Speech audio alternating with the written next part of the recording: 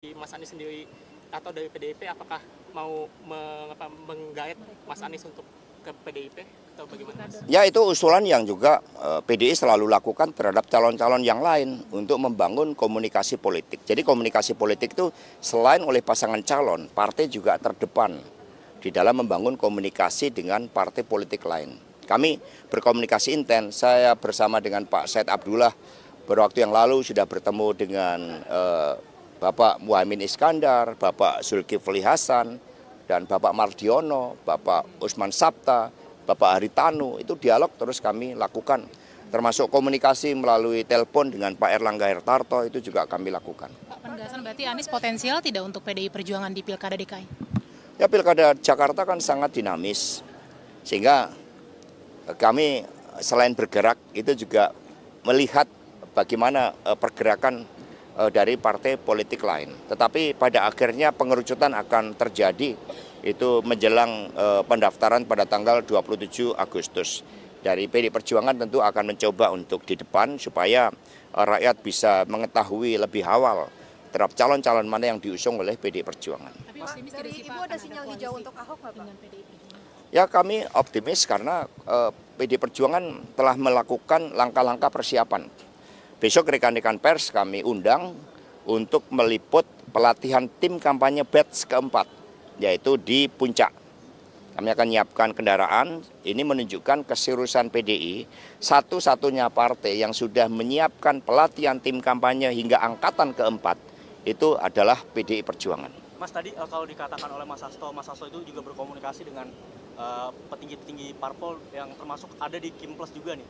Nah, ini apakah dalam komunikasi itu ada memungkinkan PDI Perjuangan ini akan merapat ke Kimples gitu dalam komunikasi itu, Mas? Jadi konfigurasi politik setiap daerah ini kan unik. Mereka telah memiliki sejarah ya sesuai dengan aspek-aspek sosiopolitik. Sehingga misalnya di Banten kami banyak bekerja sama dengan Partai Golkar, di Jawa Tengah itu ada sekitar 10 dengan Gerindra, demikian pula di Jawa Timur. Dengan PAN itu di kota-kota besar kami banyak membangun kerjasama, termasuk di Bengkulu, sehingga PDI menjadi titik temu dari partai-partai yang lain sesuai dengan konfigurasi politik yang ada di daerah. Mas Hasto, ini Mas Anies banyak ditinggalkan kan karena PKS mengusungnya sepaket dengan Pak Sohibul Iman ini. Kalau misalkan dari PDI Perjuangan sendiri menganggap kans mendukung Mas Anies ini terkendala hal ini juga apa tidak, Mas Hasto? Ya, kita melihat seorang pemimpin kan dari aspek karakternya, dari track recordnya.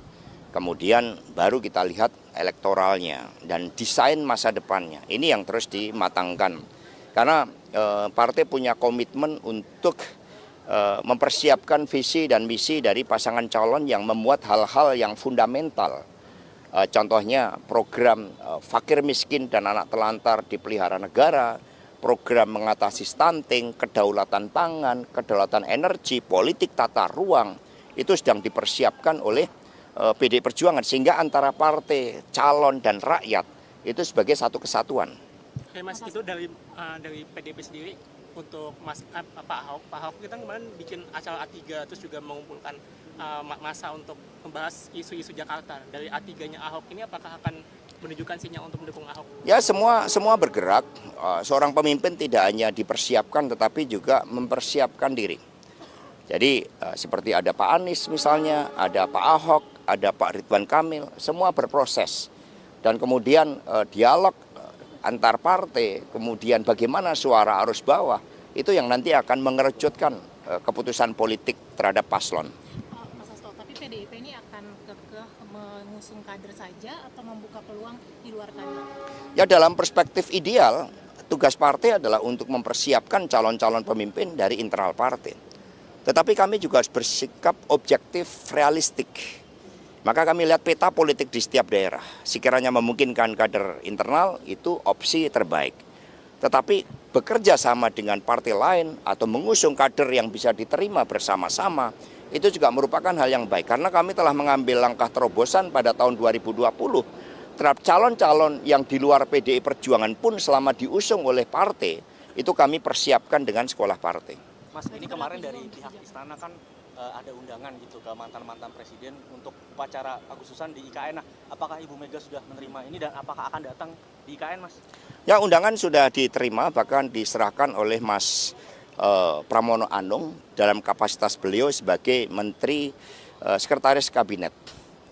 Sehingga undangan sudah diterima dan kemudian ditimbang-timbang karena 17 Agustus ini kan merupakan suatu peristiwa yang maha penting, yang mengandung nilai-nilai patriotisme yang begitu besar, hasrat untuk mewujudkan kemerdekaan yang sejati-jatinya, sehingga Ibu Mega telah menerima undangan tersebut dan nanti akan, ya tentu saja akan diharapkan namanya undangan kan untuk dapat memenuhi undangan, tetapi kita juga melihat situasionalnya.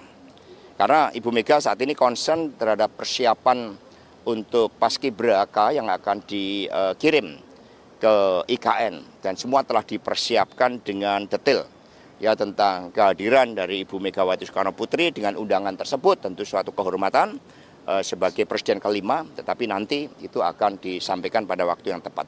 Mas, dengan wacana Kimpres di Jakarta sepertinya Kim ingin membentuk koalisi gemuk Mas, dan itu terlihat di beberapa daerah lain. Apa PDIP melihat bahwa itu upaya Kim untuk meninggalkan PDIP di pilkada kali ini, Mas? Enggak ada upaya tinggal meninggal karena semua memiliki basis dukungan rakyat. Sehingga di beberapa wilayah kerjasama itu berjalan dengan baik, apalagi di tingkat kabupaten kota. Hanya di tingkat provinsi, di beberapa wilayah provinsi yang masuk kategori strategis, kan ada kepentingan-kepentingan tertentu yang harus dihitung-hitung, yang harus dicermati. Dan itulah yang nanti akan menjadi bagian dari solusi untuk mencalonkan calon yang bisa diterima oleh partai politik tetapi juga memiliki dukungan akar rumput yang kuat. Mas, beberapa waktu yang lalu kan Bu Mega juga menyampaikan di sebuah acara bahwa hubungan PDIP dengan Jokowi atau Bu Mega itu sebenarnya baik-baik saja. Nah, itu apa maknanya? Apakah memang itu awal dari rekonsiliasi kah atau? Jadi hubungan antara Ibu Megawati Soekarno Putri, beliau saat itu dalam kapasitas sebagai ketua Dewan Pengarah BPIP dengan Presiden Republik Indonesia, ya harus baik-baik. Kalau nggak baik-baik, nanti anggarannya nggak dapat nanti dari BPIP, ya kan? Jadi konteksnya Ya konteksnya hubungan antar lembaga negara memang harus mengedepankan hubungan baik. Berarti kalau hubungan antara seorang ketua umum dan seorang mantan kadel gitu, itu gimana, Mas? Sebagai ketua umum PD Perjuangan, Ibu Mega menjalankan ya seluruh keputusan Kongres, termasuk rekomendasi dari Rakernas kelima partai. Di dalam rekomendasi Rakernas 5 partai sangat jelas bahwa Ketua Umum PD Perjuangan kemudian oleh Rakernas kelima setelah mendengarkan masukan DPD dan arus bawah, maka Ketua Umum hanya melakukan kerjasama politik terhadap mereka-mereka yang memperjuangkan konstitusi, demokrasi, dan juga Trisakti Bung Karno. Pak, dari Ibu Mega sendiri apakah sudah memberikan sinyal hijau untuk Ahok, Pak? Loh, kalau setiap kader partai yang punya potensi, konstitusi memberikan ruang bagi setiap anak bangsa untuk menjadi pemimpin. Itu hak konstitusional yang dimiliki oleh setiap warga bangsa untuk menjadi pemimpin. Jadi konstitusilah yang memberikan ruang hijau, lampu hijau. Peraturan partai juga memberikan lampu hijau bagi setiap kader yang berpotensi untuk dapat dicalonkan. Pak, berapa persen itu sih Pak PDIP mendukung Mas Anies di Pilkada Jakarta ini? Persentasenya belum diukur. Mas, kalau adanya harapan PDIP dengan PKB saja di Jakarta, kemudian menjadi juru selamat Anies di Jakarta, itu gimana, Mas? Kemungkinannya? Jadi juru selamat politik itu rakyat. Jadi yang penting adalah dukungan rakyat, kekuatan arus bawah. Kekuatan yang maha dahsyat, kata Bung Karno, itu adalah persatuan rakyat. Sehingga setiap pemimpin yang memang mendapatkan dukungan dari rakyat nggak perlu khawatir tidak mendapatkan tiket politik. Tapi Anies cocok sama PDIP.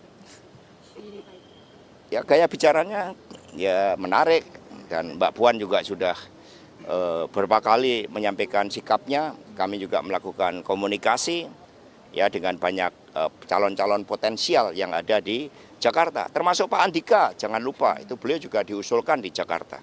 Mas Hasto ini kan Kira-kira kapan deal-dealan? Mas Hasto PKPU yang baru ini kan tidak memberikan hukuman ya bagi partai politik jika tidak ikut mengusung siapapun.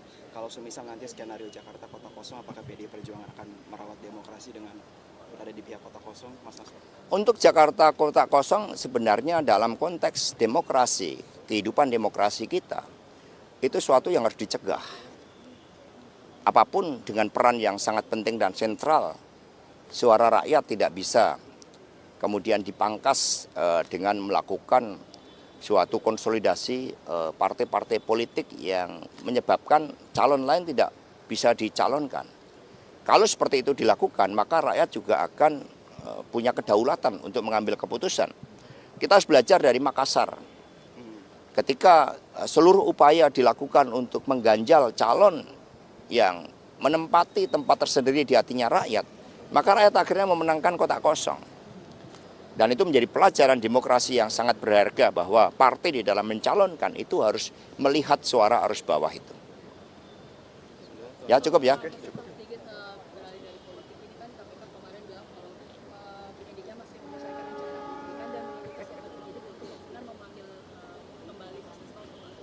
Ya siap, ya siap untuk dipanggil. Terima kasih Mas. Ya. Ya mungkin tahu kalau baru sibuk pilkada. Ya, ya. Terima kasih. Ya, oke, makasih.